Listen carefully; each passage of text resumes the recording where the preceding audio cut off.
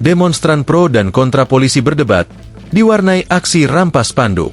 Sebuah insiden menarik perhatian publik terjadi di tengah aksi demonstrasi yang berlangsung pada Jumat, 27 Februari 2026. Seorang mahasiswa Universitas Negeri dilaporkan mengambil spanduk milik massa aksi dari Aliansi Pemuda Peduli Kepolisian yang sedang menyuarakan dukungan terhadap institusi Polri. Peristiwa ini terjadi di sela-sela kepadatan massa yang berkumpul di sekitar kawasan strategis Jakarta. Mahasiswa tersebut, yang hingga kini identitasnya belum dirilis secara resmi, secara tiba-tiba menghampiri barisan aliansi dan menarik salah satu spanduk utama yang bertuliskan pesan dukungan. Mereka menilai keberadaan kelompok pendukung tersebut sebagai upaya untuk mengaburkan isu-isu krusial terkait reformasi kepolisian yang sedang diperjuangkan oleh elemen mahasiswa dan masyarakat sipil lainnya.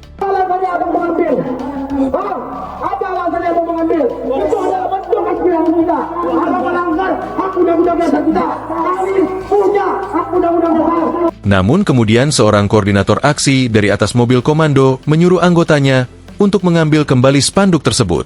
Sempat terjadi perdebatan antara perwakilan massa aksi dengan seseorang yang mengaku mahasiswa tersebut.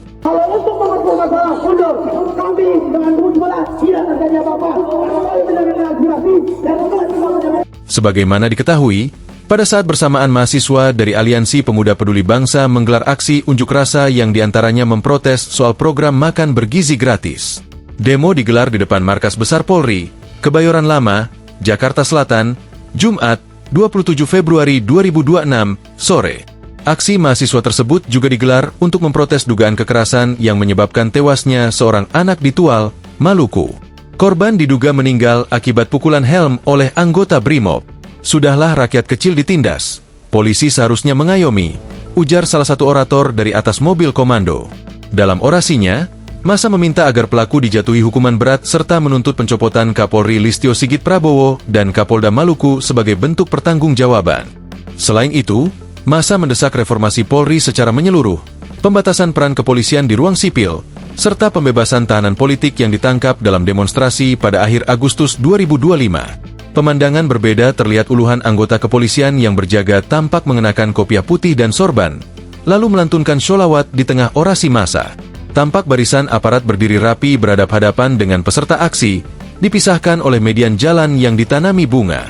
Polisi pria terlihat mengenakan peci dan sorban, sementara sejumlah polisi wanita memakai sorban sebagai penutup kepala.